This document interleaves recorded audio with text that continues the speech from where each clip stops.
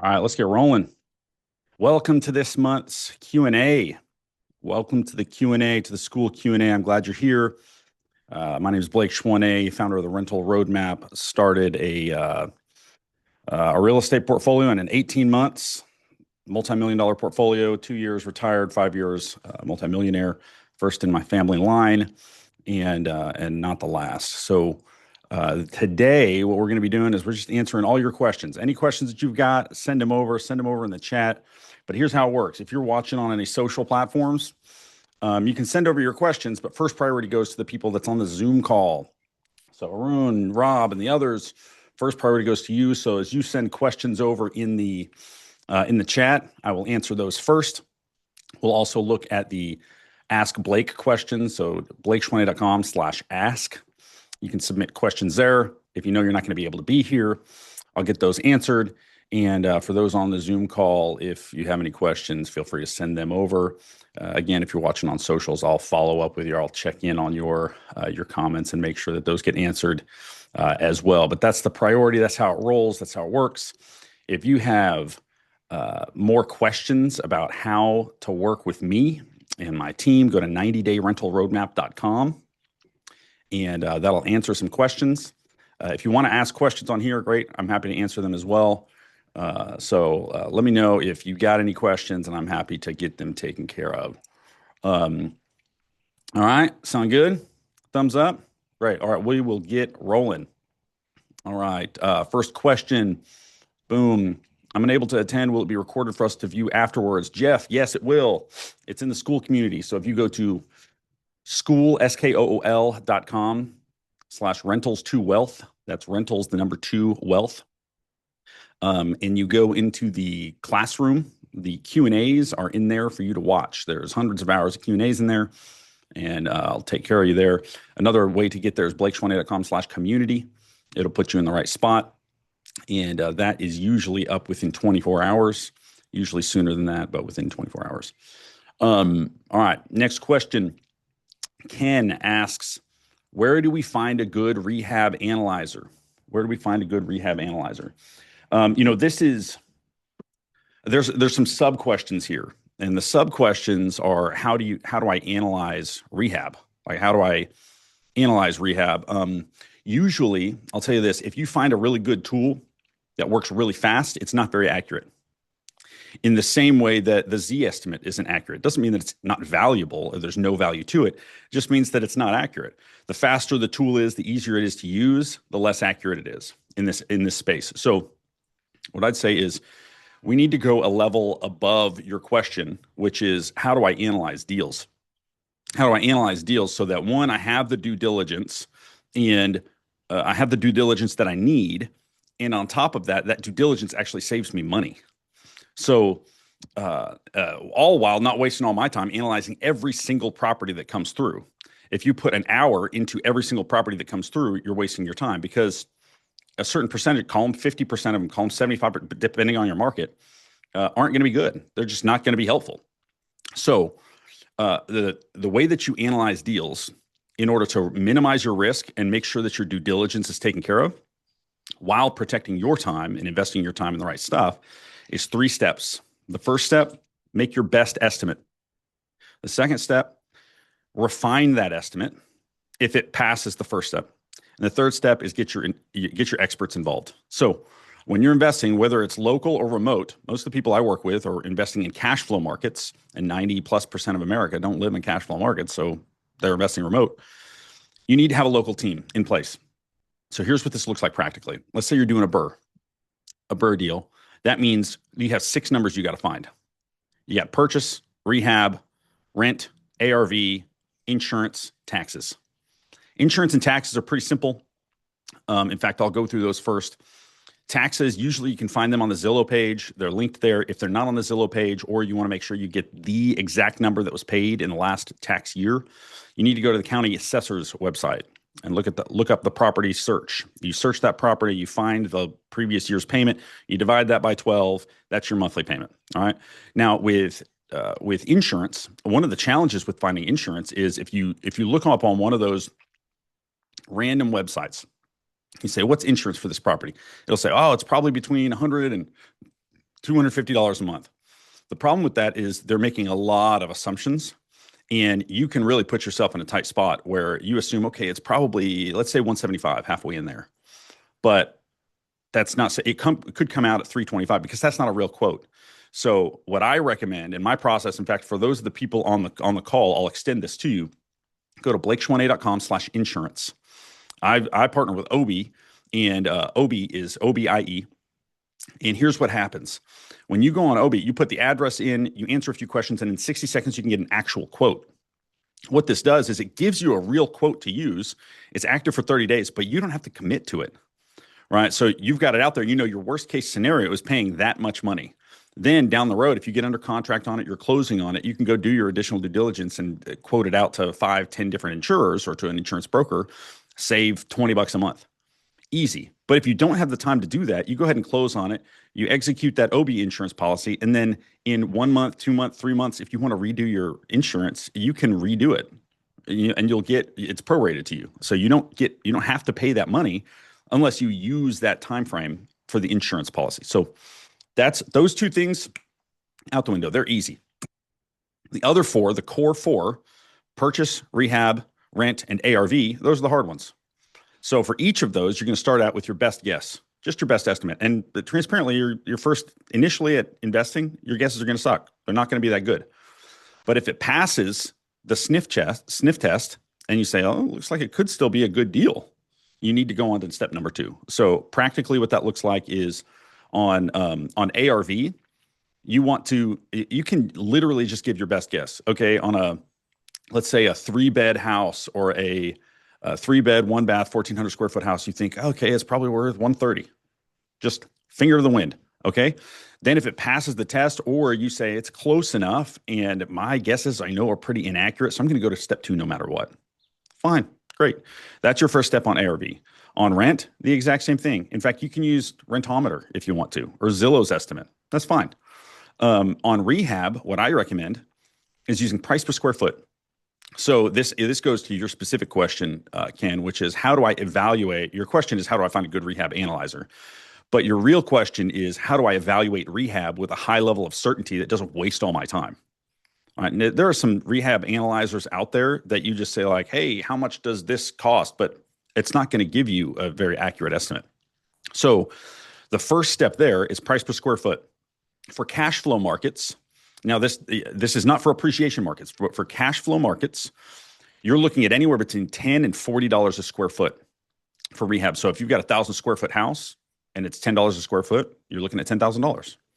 Then the question is, well, what does each represent? $10 a square foot represents a lipstick fix. There's some paint, there's some trim work, but it's just lipstick.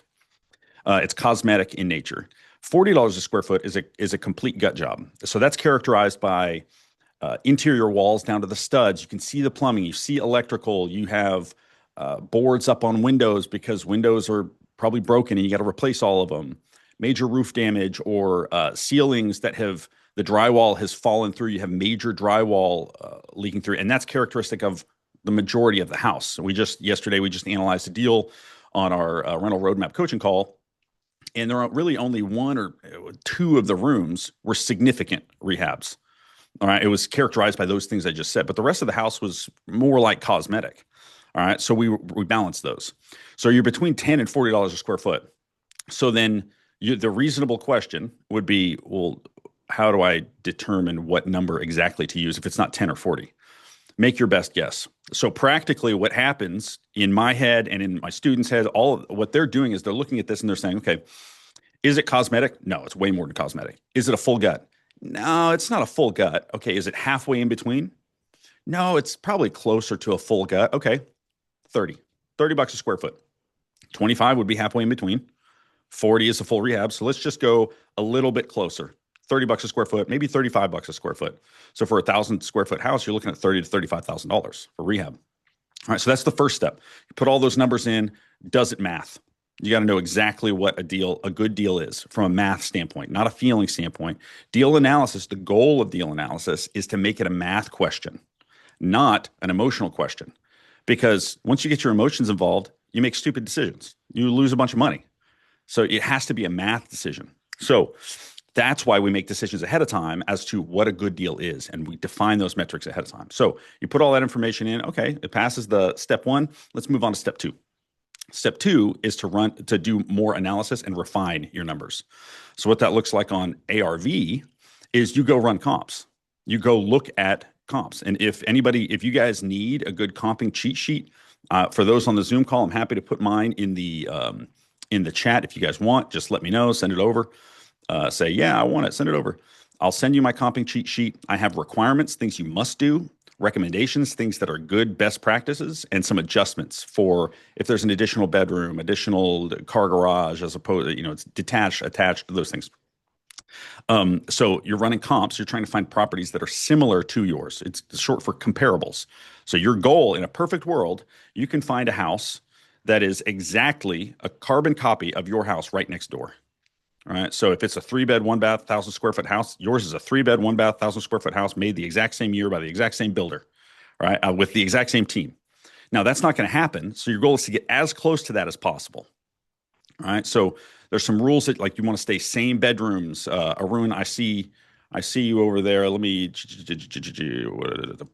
comping cheat sheet. Well, let me send it real quick.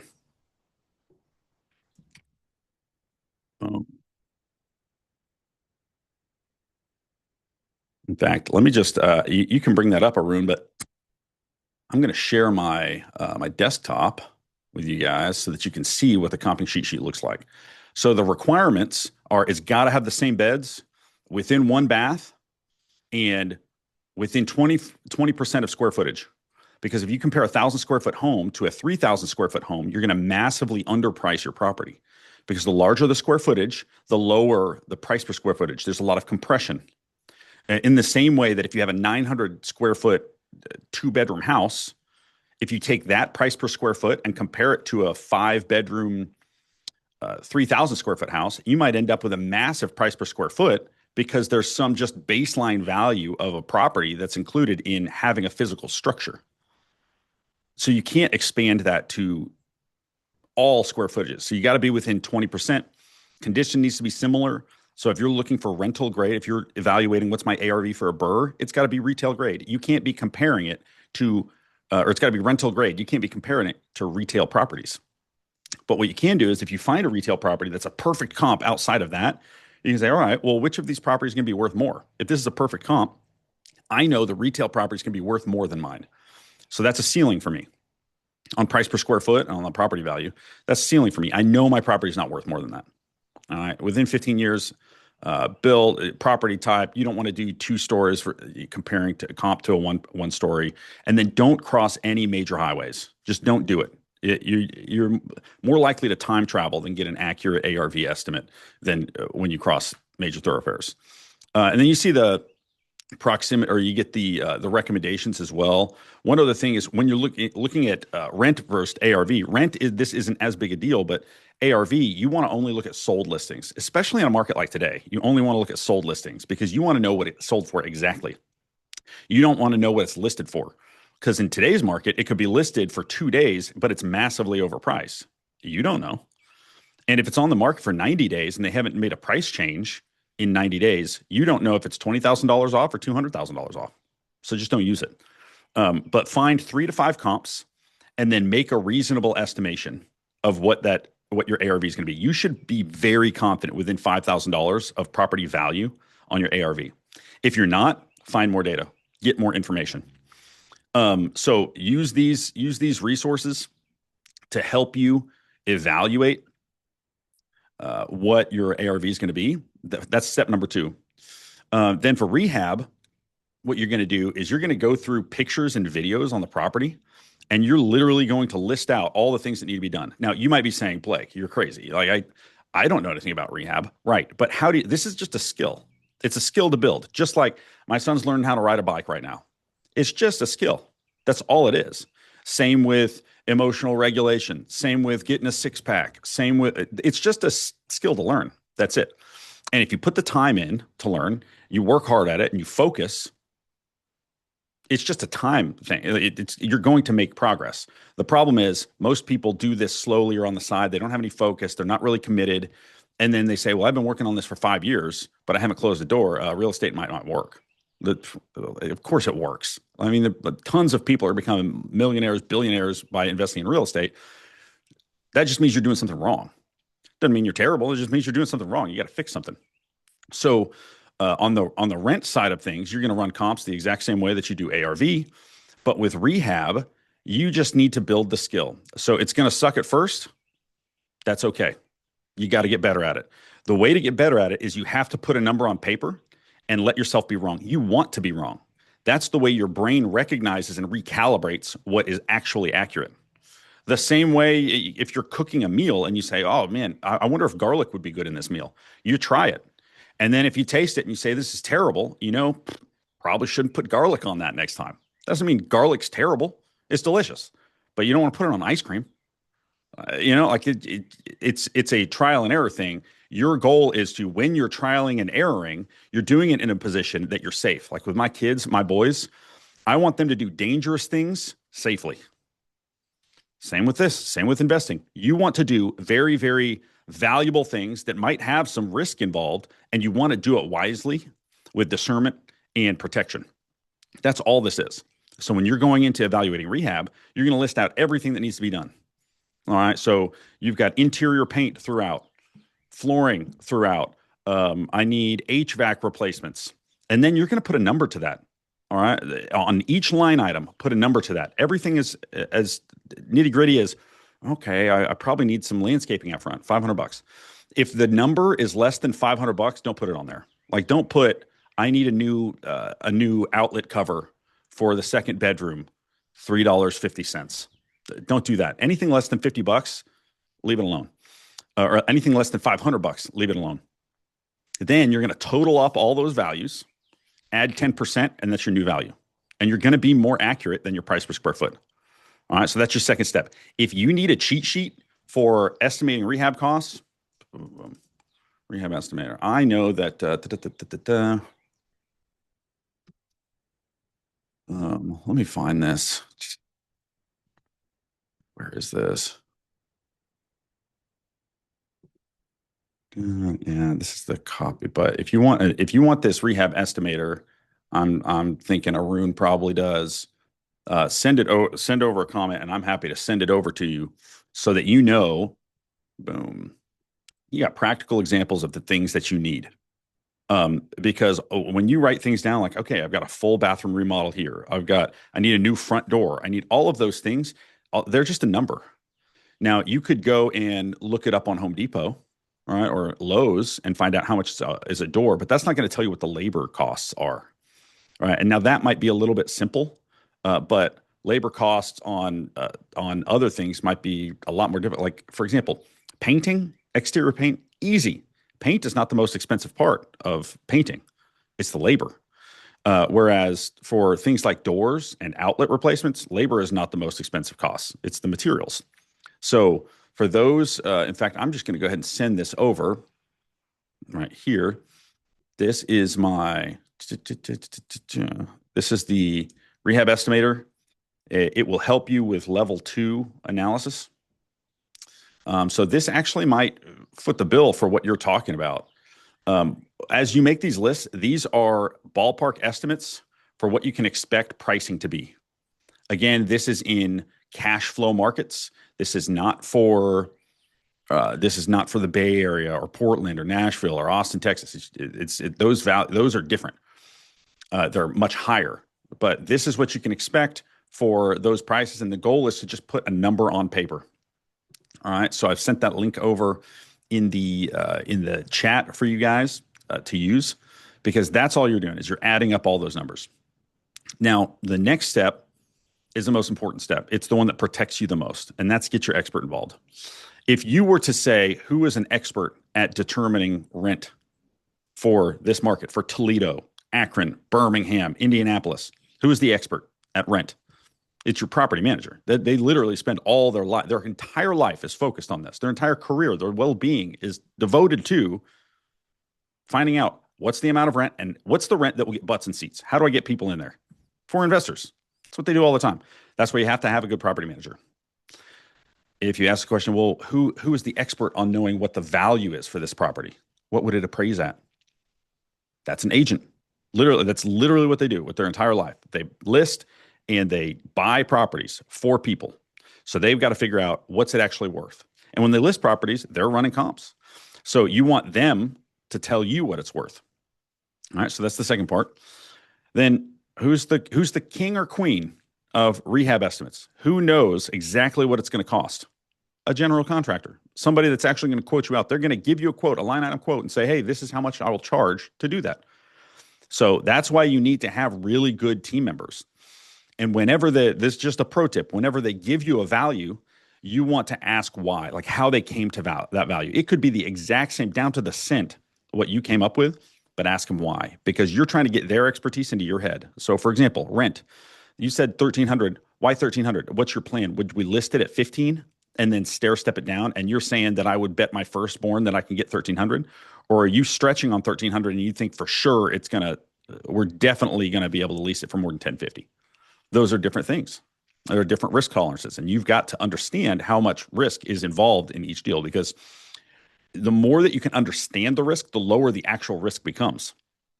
All right, because risk is a function of two things. How bad does it hurt if it goes wrong? The cost. And what's the likelihood it goes wrong? The probability. So pain and probability. So, flying on an airplane is like this. I've talked about this multiple times on this call, but flying on an airplane, the cost of flying on an airplane, if it goes wrong, is you die. That's it. That nobody's going to survive a commercial jetliner crash. But what's the probability that happens? It's something like 1 in 11 million. It's like 500 times safer than driving. So that's why people do it. So when we're evaluating risk, if we can better understand and put a number to it, what that allows us to do is make it less likely that it's going to go bad. All right. The more we know exactly what these numbers are, we're going to know and have more confidence in exactly what the numbers are going to be. Because if you just use price per square foot, I mean, that doesn't account for the fact that a roof is a large replacement. If you got a roof, major foundation issues, major plumbing issues, and let's say some structural stuff or HVAC, you're going to end up at a lot more. There's a lot of hidden costs in there that you might not account for. Whereas if you do it this way, you're going to account for everything. So that's why it's on rehab. Now, another pro tip that I'll say is, you might say, well, I don't want to send my contractor out to every single property I'm even considering. And I'd say a couple of things to that. The first is you've went through 2 steps already to save them time, right? You're going through steps to save them time so you don't send them out to everything. That's number one. Number two, if you're not confident in your number enough for them to spend at least an hour putting together a quote for you, going out to visit the property, what you want to do is say, hey, Mr. or Miss Contractor, I've got this property. I'd like your opinion on how much it's going to cost, but I don't want you to spend more than $5 on this, or 5 hours. I don't want you to spend more than 5 minutes on this. All right. Just give me your ballpark. I'll send you over pictures and videos. Give me a ballpark of how much you think this is going to cost. All right. And then because I know if you're going to spend an hour on this, you're going to miss your kid's volleyball game. I don't want you to do that. Just spend 5 minutes on it. And then, if it pencils out, we'll have a line item quote. You can send over a quote. We can get rolling. All right. That will save them time. And by saving them time and them knowing that you're saving them time, it will ingratiate you to them. They will like you. They'll say, all right, I can trust this guy. I can trust Arun because he's going to save me time. And he's not going to just arbitrarily send me out to stuff and waste my time. I'm not going to give him any more of my time because he's wasting my time. You don't run into that. So that's a long answer to a short question, but it's probably one of the most valuable components, valuable skills that you have to learn in real estate investing is evaluating what is the cost of each of these core numbers. And rehab, transparently, is the hardest number to quantify for people that are new to investing because you don't have any expertise in hanging drywall. You don't have any expertise in running electrical. This is an area where artificial intelligence can be very, very valuable for you. You say, all right, here's my list of things, hole punch items that I need to get taken care of. How much is this going to cost? Here's the market that I'm in. Here's the grade level that I'm in, the quality level that I'm rehabbing to. How much do you think it'll cost? Give me a line item quote. All right. Then turn it back on itself. and say, hey, I just got this quote from something, forget that I just told you to do this, that you did this. I just got this quote from somebody. Find out where it's wrong, because you and I both know that AI hallucinates all the time, but more information is better. You can also give them the pictures, screenshot the pictures, save the pictures, upload them, and say, hey, make me a BOM, a bill of materials for this, or make me a quote, a line item quote, a scope of work that I need to do in order to get this rehabbed up to rental grade. And then give me a quote for it. All right. But do not, again, the easier that it is, the more likely it is to be wrong. So don't rely on that just by itself. That should be a quality check for you. You send it over to AI and you say, boom. And then you say, oh man, I didn't even realize. Yeah, I do need 2 new doors, because these doors are just, from the pictures, they're all taken from the door jambs. So I can't see the door when I'm writing out my list. But I do need 2 new doors because those things are torched, right? So that's why I say, a rehab, just a general rehab analyzer where you type in the address. Oh, you need this much. It's going to waste you a bunch of money, and you're going to end up in a really tight spot. You'll be, in fact, we were analyzing a deal yesterday for somebody that's offering on a property that they know the property was bought a year ago for $30,000 over what they have it listed at, and the student's getting under contract for about 20 under what they listed on. So it was just bought 50 over. It was a terrible purchase. So that's how you protect yourself from getting upside down on deals. So Ken, hopefully that's a helpful answer for you. And Jeff, I hope you're able to watch this and follow up on it. So, all right, what else we got? Send over any questions in the chat. Boom. All right. Here, let me go over here. Because Rob, you said you have submitted your questions, but I don't see them in my responses here in the submissions. So let me see if you put them in the community chat.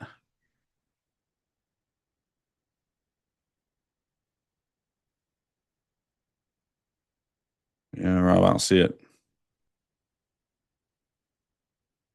Sorry, brother. If you got them, send them over in the chat, or send them at blake28.com/ask, and I will get you taken care of.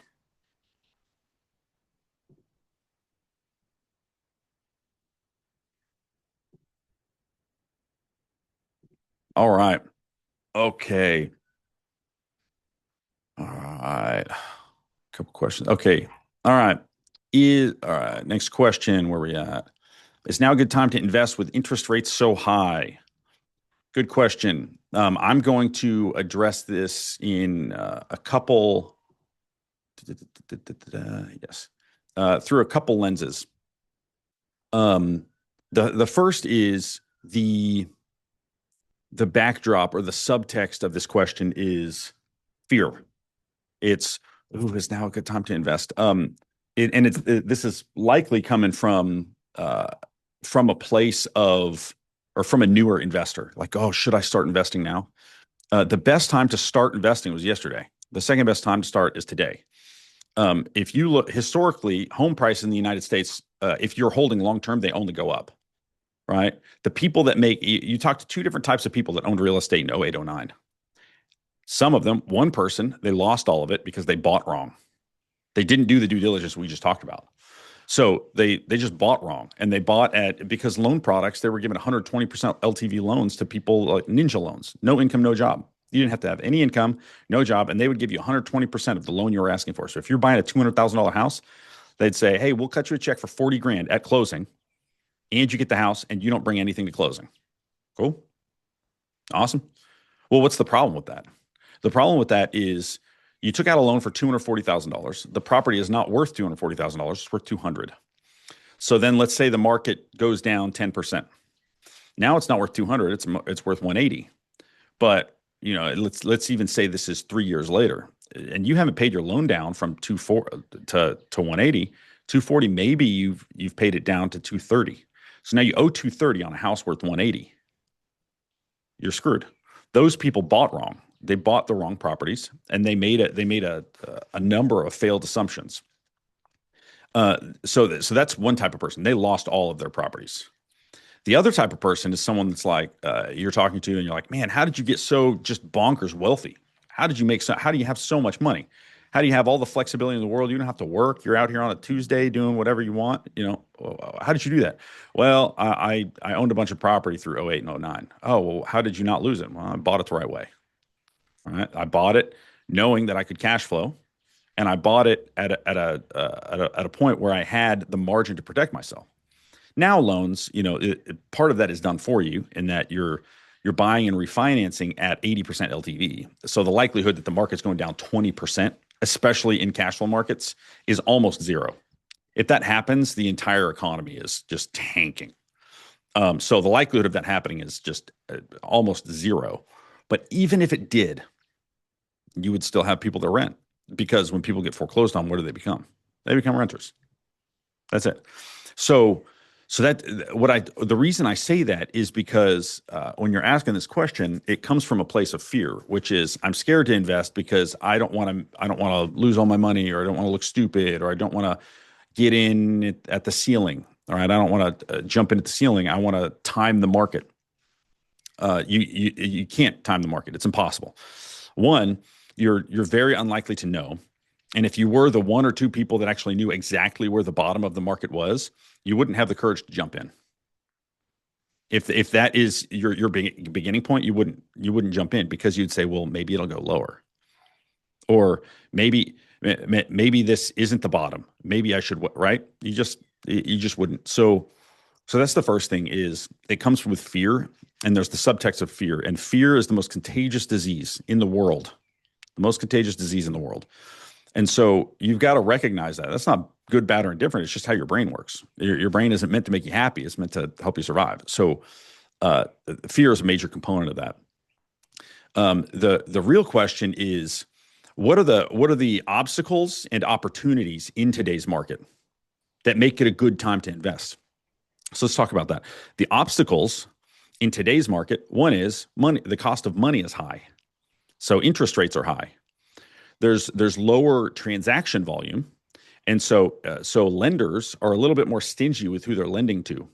There are a handful of lenders that are opening up some of their requirements. So instead of 20% down, maybe they allow 15% down or something similar, just because they're bleeding and they're really just trying to hold on until the market gets better and there's more volume. But that's, money is expensive, so that's one. You might say that deals are hard to find. That's just wrong.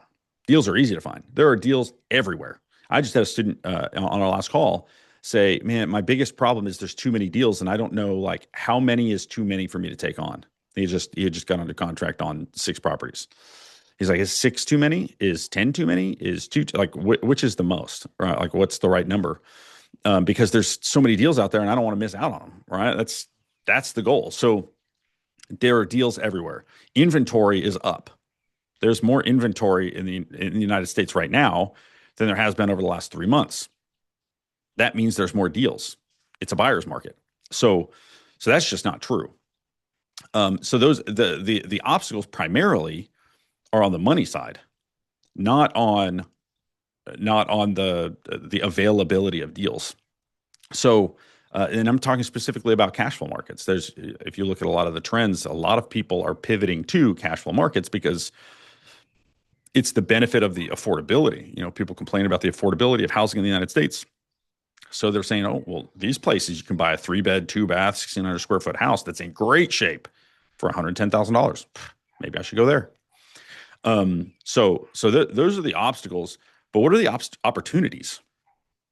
Opportunities are, well, one, with interest rates high, you get a way more significant tax hedge. All right. So while you won't cash flow as much as you would if rates were 2 or 3%, you will get a more significant tax edge, and you'll still cash flow $300-400 a month if you're doing it right, but you'll get a more significant tax edge. That's a big deal. Another opportunity is over the last 3 years, we've printed 80% of all available money in the United States. That's crazy. And so if you print money, things are going to get more expensive. Why do we have inflation? Because we printed a bunch of money. If you think like, if I sat you and 9 other people, 10 people in a circle, I gave you candy bars or widgets or whatever, candy bars and $10 in ones, and you guys buy and trade for a few minutes, and then I just stop the game, maybe the price of a candy bar is 50 cents or it's $1. What it will have normalized as you've been trading. But if I stop the game and I give everybody $10,000 and I say start again, is the price going to stay the same for that dollar candy bar? No, it's going to be $10, $20, $50. That's what's happening. That's the time value of money. The purchasing power of the US dollar is changing and it's getting less and less powerful. So if you have a property right now that's worth $100,000, as the value of money changes, it can be the exact same value of property. It's just going to be worth 120 or 130. And so it allows you to, one of the opportunity profiles of today's market is it allows you to capture that appreciation wave, right? That's the best. So you got the cash flow, you've got taxes, you've got appreciation. I think in particular, one of the major values in today's market is if you can cash flow now, easy, because rates are going to go down at some point. Maybe not tomorrow, maybe not the next day, but they're going to go down at some point. So you can refinance later, add 200, $300 a month of cash flow just by refinancing. Easy. But one of the other opportunity profiles is people are scared. So they're like, oh, I'm scared. I'm not going to buy. In the meantime, me and all my students, we're just closing on deals right and left. They're just deals all over the place. So if you got to know how to find them and you got to be able to close on them. So that's what I'd say. I mean, now is a great time to invest if you've got the guts to do it and you've got the focus. And it does take some courage, as anything does. If you're putting time into anything that's of substantial value to you or it's tied to your goals, it's going to take courage because there's just going to be some fear involved. But if you just focus on it and it's one of your primary priorities, 3 to 5 hours a week, you should be closing on a door every 90 days easy. We got one of the guys, Justin, in the program. He started like 100 days ago. He's just closing on door number 8 right now. Easy. And he's just killing it. And he's just a normal dude. Easy. He's already went full-time real estate. So that's what I'd say on that side. Like, what is it a good time to invest? Hopefully that's helpful. All right. Julie, why would someone lend to me if I don't have any experience? Okay. So I think there's 2 ways I could interpret this. I think I know which way you're coming from, but the 2 ways that I can interpret this is, why would a hard money lender or a bank lend to me if I don't have any experience? And the second is, why would a private money lender lend to me if I don't have any experience? Because I've talked a lot about raising private money and using other people's money on the front end of a BRRRR, right? Of a property that you're purchasing, you're fixing it up, and then instead of selling it like you would on a flip, you refinance it into a long-term loan, and you use that new value that you created as your 20% down. That's all a BRRRR is. It's an acronym for buy, rehab, rent, refinance, and repeat. So I'll answer the first component, because I think the second is where you're coming from. The first is, why would a hard money lender or a mortgage lender lend to me if I don't have any experience? Because they're going to make a lot of money. They want to make a lot of money. Now, you're not going to get as favorable terms. You wouldn't get 100% financing, purchase and rehab, and their lowest rates. But once you do 10 deals, you will. But they're going to make a ton of money. So they're going to add more protection for them. So maybe they'll go up to 80% loan to cost. They'll add more protection for themselves. But the only reason they want to do it is they want to make money.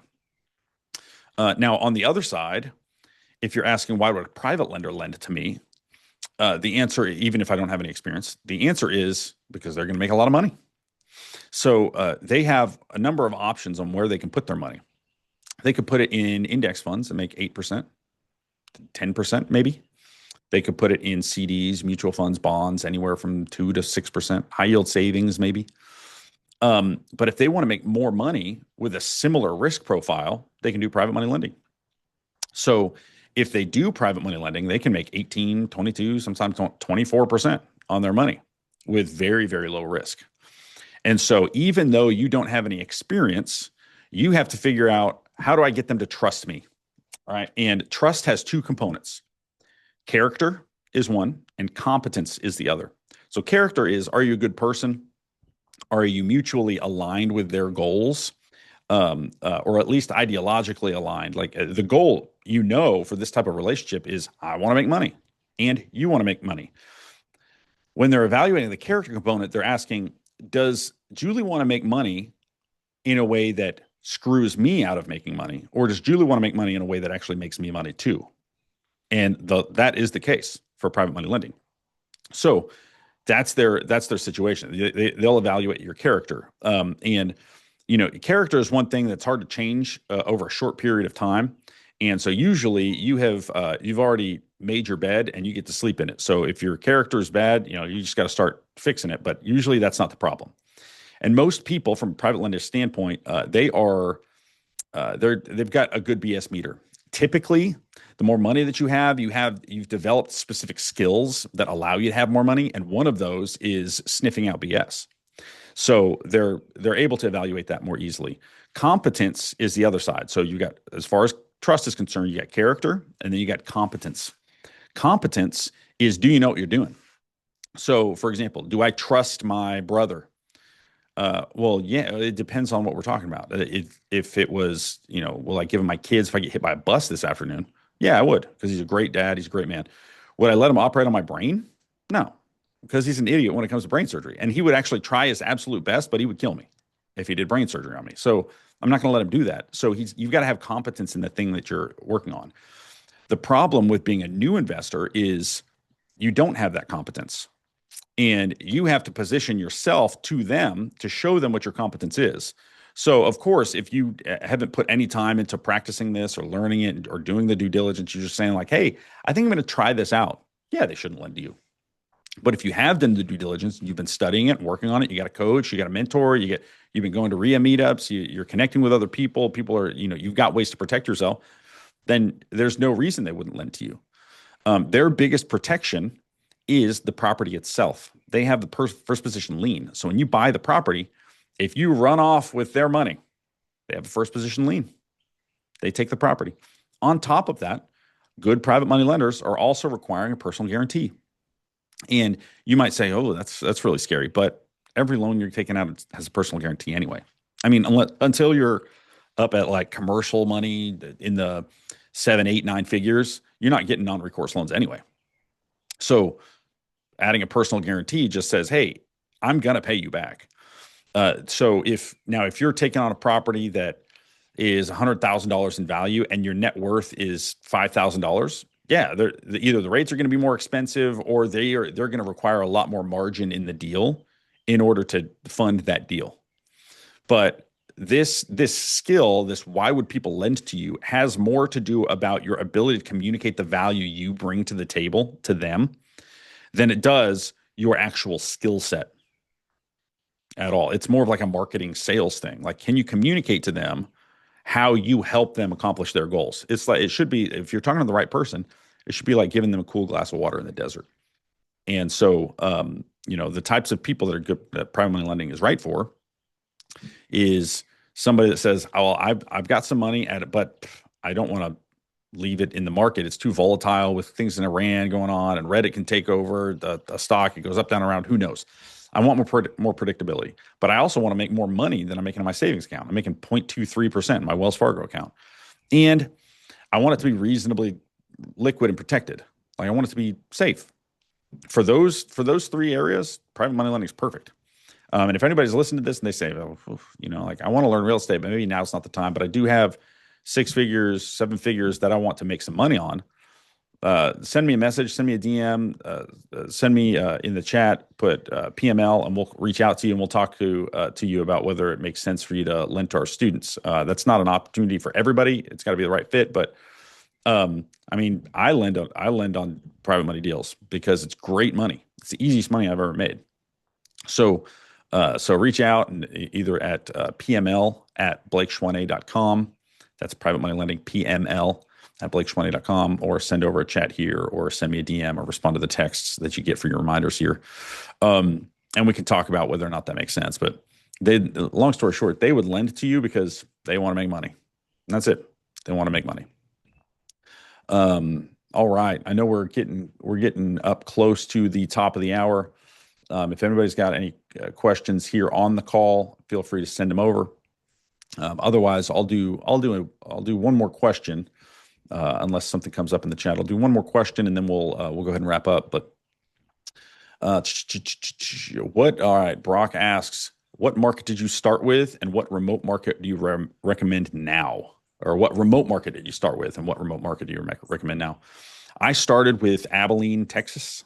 I lived in Austin, Texas at the time, and it was too expensive a market. It wasn't a cash flow market.